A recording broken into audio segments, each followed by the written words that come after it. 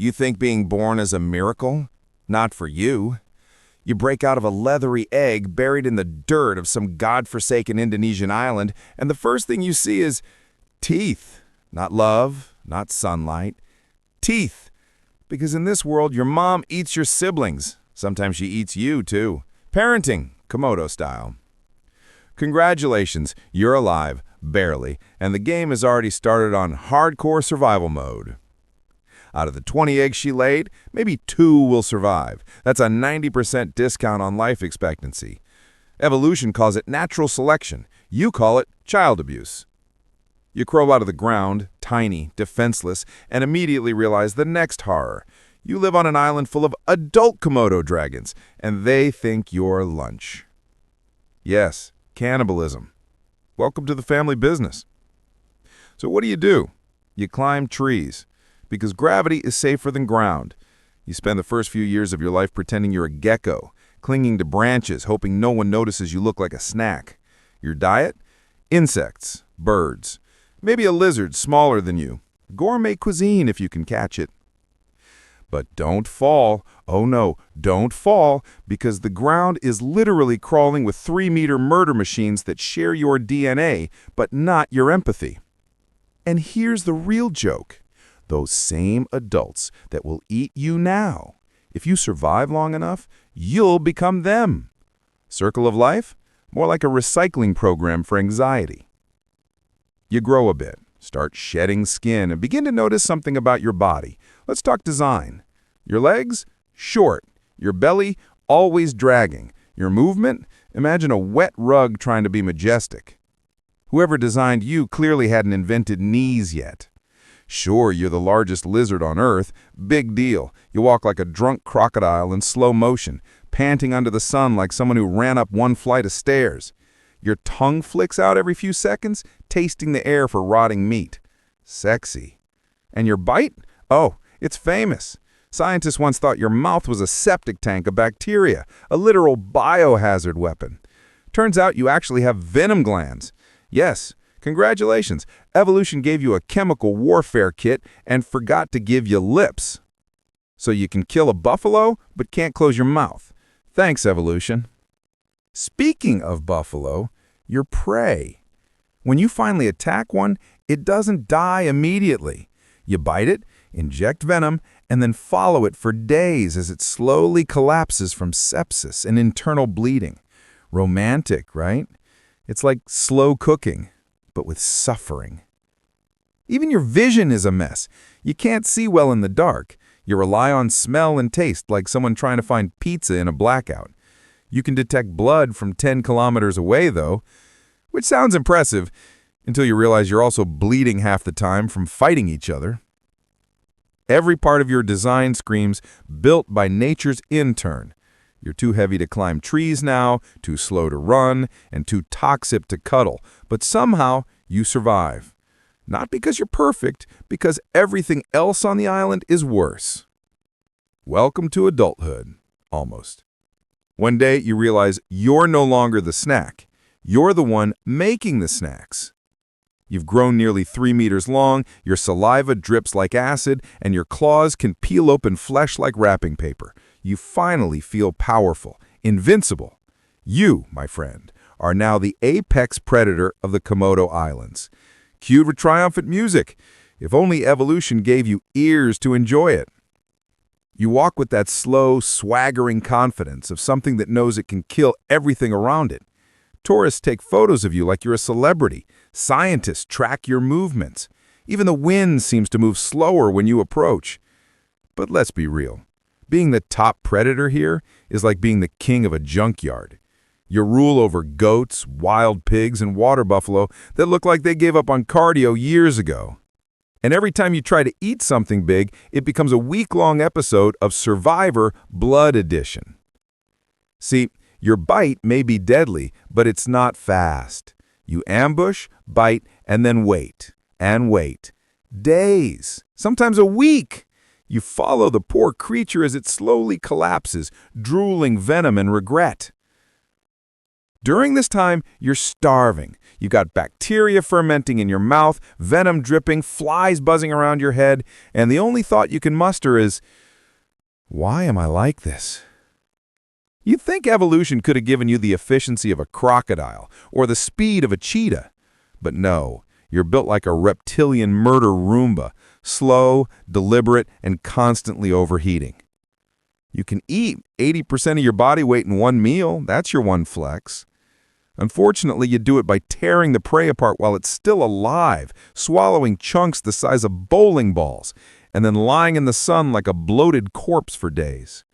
You're not majestic. You're a walking digestive disaster. Even your poop smells like despair, half-digested bone, fur, and your own self-respect. And let's not forget your love life. Mating season? Oh boy.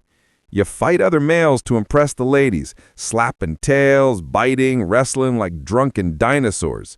The winner mounts the female in what can only be described as the least romantic event in the animal kingdom. There's no courtship, no music, just heavy breathing and sand. And the female?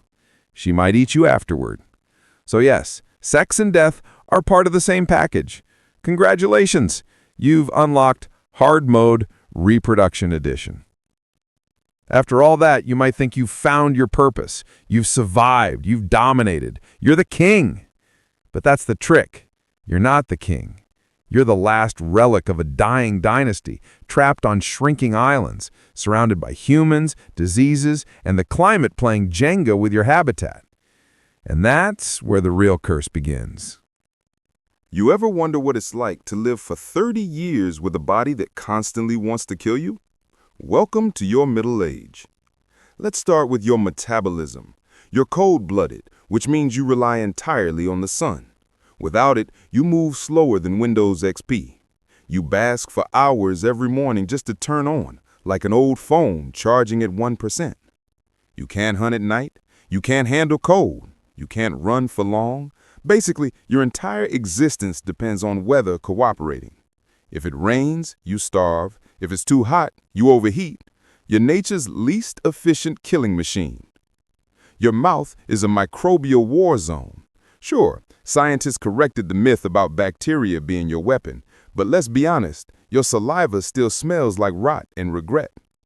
Even your own venom glands leak sometimes, causing you pain. So yes, you are literally poisoning yourself slowly through life. And your tongue, oh, the flicking tongue, that's not a cool party trick. That's your only sense of direction. You don't see prey, you taste the air for death molecules. You basically live your whole life sniffing for corpses like a gothic truffle pig. But the biggest curse? Loneliness. You live alone, you hunt alone, you mate alone, and possibly die for it. The only time you meet another Komodo dragon is to fight or fornicate, sometimes both. And it's not just the physical pain, it's existential. You're ancient. You've been around for millions of years, unchanged. You've seen continents split, species come and go, humans invent Wi-Fi, and you still doing the same thing, drooling, basking, and biting water buffalo. You are evolution's stubborn nostalgia trip. A prehistoric beast that time forgot, but tourists remember every summer. And as you lie under the baking Indonesian sun, your scaly skin cracked, flies dancing around your mouth, you realize something. You don't live with nature, you live despite it. You're immune to snake venom, resistant to bacteria, capable of eating rotten meat that would kill a human, but your biggest threat now? Humans. They burn your forests, they bring dogs, rats, and diseases. They take selfies 3 feet from your face, and when they bite one, they call you the monster. Funny, isn't it? They invade your home, and somehow you're the villain in the headline. You're endangered now. Fewer than 3,000 of you left in the wild. Your islands are drying, your prey shrinking, and your genes stagnating. You've outlived dinosaurs, ice ages, and volcanic eruptions, only to be threatened by tourism and plastic bags. You've become a meme, a living relic in nature documentaries, described with words like majestic and ancient predator. But you know the truth. You're just tired. Every scale on your body whispers one word: extinction. And deep down, you can't help but laugh. Because really, what's more poetic than surviving 4 million years just to die out because humans wanted better Instagram content? By now, you've made it. You're a full-grown Komodo dragon. Your scales are scarred, your claws chipped, your venom potent. You've seen things that would make a biologist weep and a YouTuber title their video, "I Almost Died on Komodo Island." You've become a symbol. Tourists fly halfway across the world just to point at you and say, "Wow, look, it's like a dinosaur." Yes, Karen, except this dinosaur has to dodge drones and selfie sticks to hunt in peace. Humans think they're helping you now. They call it conservation. They fence off your beaches, track you with GPS collars, and brag about saving your species, while building hotels 200 meters from your nest. They call your home a national park. Sounds noble, right? But to you, it's a gated zoo without the glass. Rangers monitor your every move, scientists tag your tail, tourists feed you snacks for Instagram likes. They say it's for research. You call it surveillance. Every few years, documentaries show up to narrate your existence like you're a tragic hero. The mighty Komodo dragon, ancient predator, king of his domain. Cut to you slipping on a rock trying to eat a goat carcass while 3 seagulls steal your lunch. Majestic. Let's talk about your relationship with humans for a second. They say they respect you, but deep down, you can tell they're terrified. And they should be. Your bite can drop a human in under an hour. Your venom lowers blood pressure, thins the blood, and stops clotting. You don't even have to chase them. You just wait for them to panic and bleed out. But here's the irony. Every time that happens, it's you who gets punished. Because in the human rule book, biting means dangerous animal. So they sedate you, relocate you, or shoot you. Apparently, the apex predator needs to follow park regulations. Still, you adapt. You've learned to raid trash bins behind hotels.